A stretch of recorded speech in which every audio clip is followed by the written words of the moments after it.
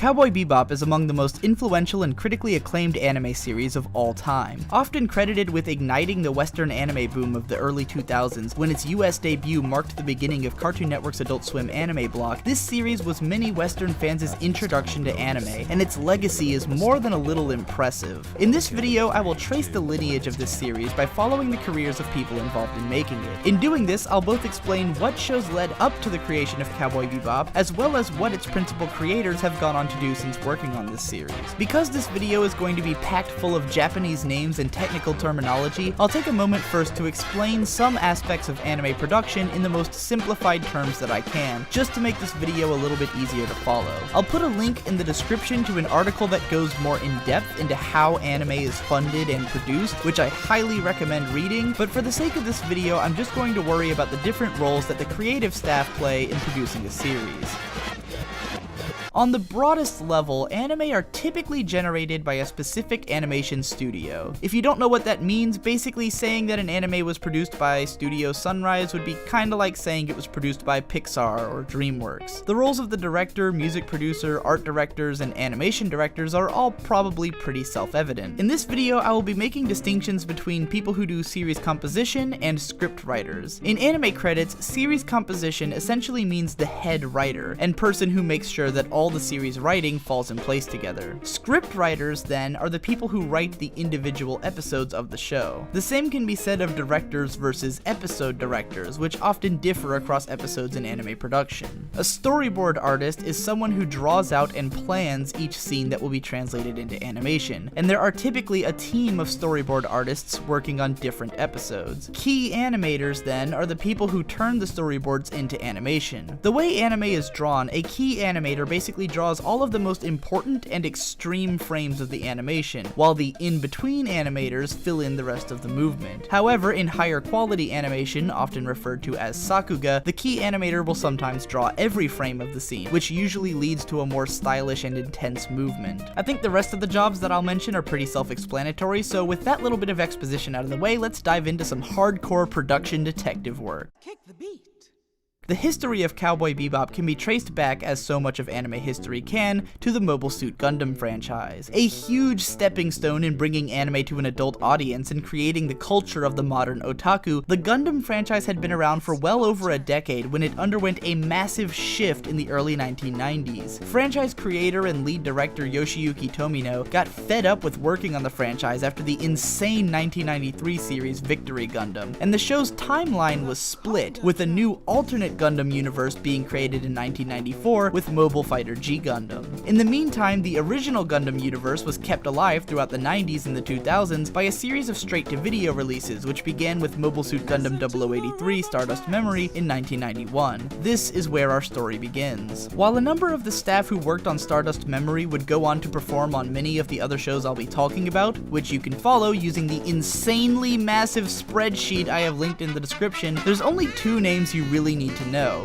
Shoji Kawamori and Shinichiro Watanabe. Shoji Kawamori had by this point in his career become a legend in his own right as the creator of the Macross franchise, known to many in the West as Robotech, which itself is pretty important and influential. Kawamori was particularly known for his legendary mecha designs, including the likes of Optimus fucking Prime. As such, he was brought in as the mechanical designer on Stardust Memory, and it was here that he would first encounter Shinichiro Watanabe, one of the show's episode directors and storyboard artists. Watanabe had been working for Studio Sunrise, the producers of Gundam, since the mid-80s, and would continue to work with them up through Cowboy Bebop, but Kawamori pulled him over to Triangle staff to direct the studio's first independent original anime, Macross Plus. This 4-episode OVA is commonly considered to be one of, if not the best work in the Macross franchise, and introduced the world not only to Shinichiro Watanabe, but the legend of anime music herself, Yoko Kanno. It was also on this series that Watanabe first worked with lead writer Nobumoto Keiko, who would also be the lead writer on Cowboy Bebop a few years later. The epic trifecta of Watanabe, Kawamori, and Yoko Kanno returned to Sunrise Studio 2, most likely in sunglasses and black trench coats, and went to work on Kawamori's next original series, The Vision of Escaflowne. Featuring several returning staff from Stardust Memories, including now director Akane Kazuki, Escaflowne was set to be a mammoth original series. However, while the series was planned for a 39-episode run, a massive budget cut forced it to be shortened to 26 episodes, resulting in an infamously rushed and lackluster second half. Nevertheless, the show was fairly successful in the long run, with a legacy of being well liked by fans. Not long after Escaflowne's completion, Sunrise Studio 2 launched into the production of Cowboy Bebop, the first original work to come from the mind of Shinichiro Watanabe. Most of the staff who worked on Escaflowne remained on board, with Shoji Kawamori providing design assistance, Yoko Kanno creating perhaps the most legendary anime soundtrack of all time, and Akane Kazuki providing storyboards. Macross Plus writer Nobumoto Keiko returned as lead writer, and scriptwriter Sato Dai made his debut working on the series. If you've been watching my Manglobe videos, then you will already know why he's important.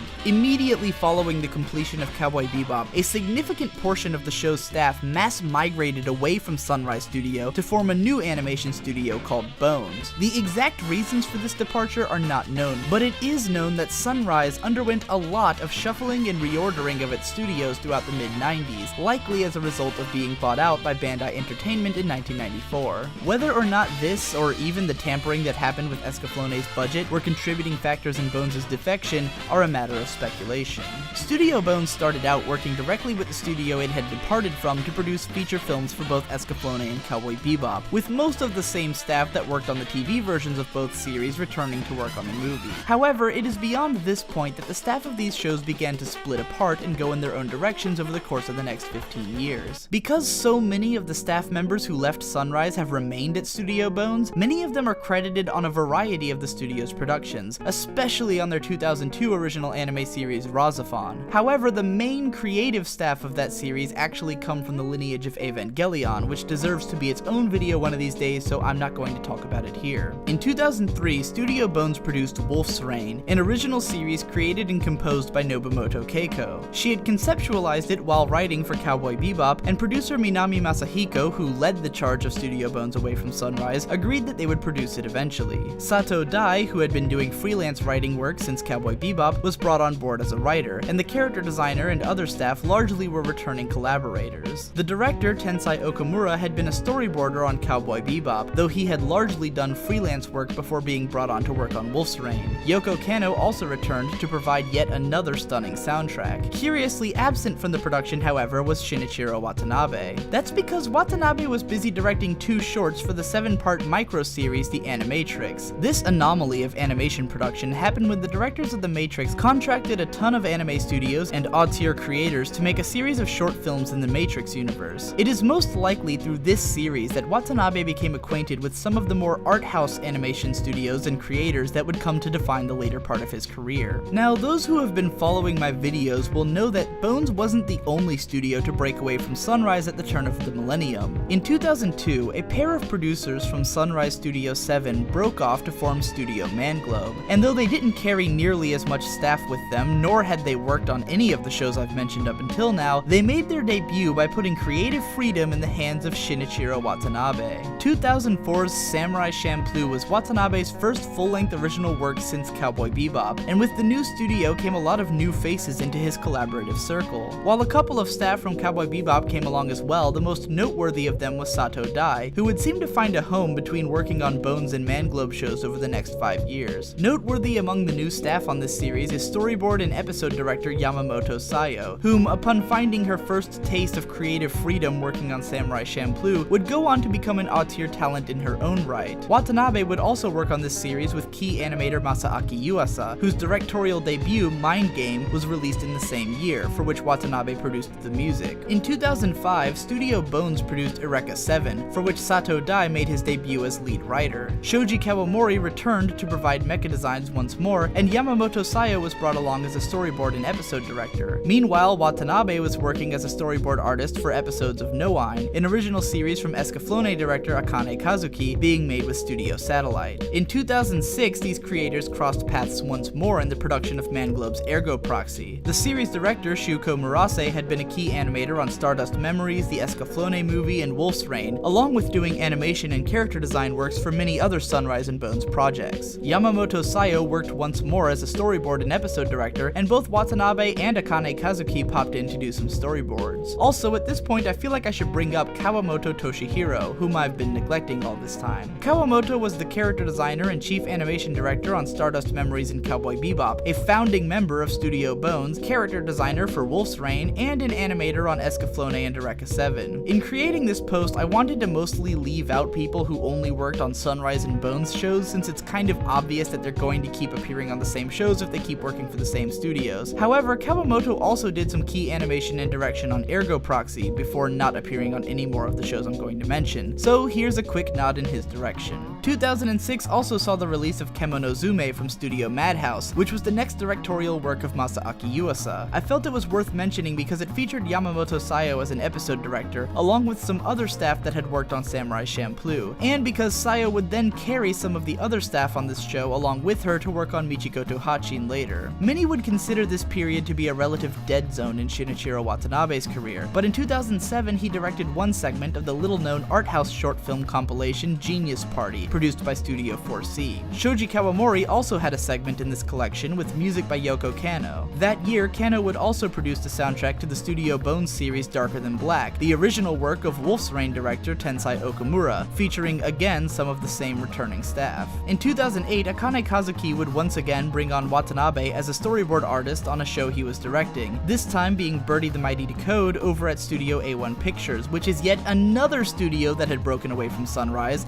this one in 2005. But that's a story for another time. Back at Studio Manglobe, Yamamoto Sayo was making her directorial debut with her own original series Michikoto Hachin. Shinichiro Watanabe was involved as the music producer, while Shuko Murase returned as a storyboard and episode director. Masaaki Yuasa came aboard to storyboard the ending sequence as well. Unfortunately, with Michikoto Hachin failing to find an audience, and Manglobe turning to adaptation work for the next 6 years, this would be the last time that any of the odd-tier talents did any work with the studio. The next 4 years would be a pretty rough patch in general for original anime. The Noitamina animation block became a sort of final bastion for works with creative freedom, though even still its foundations remained shaky. Shinichiro Watanabe all but blinked off the map for 4 years, popping up only once to storyboard and direct the first opening sequence for Star Driver, an original Studio Bones series which itself belongs in the Revolutionary Girl Utena diaspora. That one has its own chart and a post which I'll link in the description, and I'll probably make a video about it one of these days. While each of our beloved staff continued to pop up here and there on various shows, it wasn't until 2012 that they came together once more in a big way, on the mammoth TMS Entertainment production Lupin III: The Woman Called Fujiko Mine. This art house offshoot of the long-lived Lupin III franchise was the directorial and creative return of Yamamoto Sayo, and was finally the hit that she deserved. The show's staff reads like a laundry list of cool, noteworthy people in the anime industry, but for now we'll keep it to the relevant names. Shinichiro Watanabe once again worked as a music producer on the show, while Sato Dai returned once more as a scriptwriter. Masaaki Yuasa returned once more as a key animator, and staff from all over this crazy diaspora made appearances here which you can track on the spreadsheet. If that wasn't exciting enough, 2012 also saw the triumphant return of Shinichiro Watanabe as the director of Sakamichi no Apollon, aka Kids on the Slope. This was the first time Watanabe worked on a manga adaptation, but given that it's a story about high school kids getting really passionate about jazz music and features extended jazz playing sessions, it's not hard to see why Watanabe was interested. The series was also the beautiful reunion of Watanabe with music producer Yoko Kanno, creating the ultimate jazz ensemble. While not featuring any of the other major staff I've been talking about, the series did feature returning staff from all over Watanabe's late career. Finally, in 2014, things have come around full circle with Watanabe's latest original work, Space Dandy. For this series, Watanabe finally returned to Studio Bones and brought together old and new staff alike. Nobumoto Keiko, Sato Dai, and Yamamoto Sayo all returned once more to write storyboard and direct episodes, solidifying once and for all their places as Watanabe's biggest collaborators. Because the show is still airing, the staff listings on Anime News Network are incomplete, but it's hardly surprising to see recurring faces of the Studio Bones staff alongside staff brought over from Manglobe, TMS, and MAPPA as well. And that, my friends, concludes the odyssey of Cowboy Bebop's creative diaspora. I hope you enjoyed this video and that you'll stick around as I dive into more of these shows individually.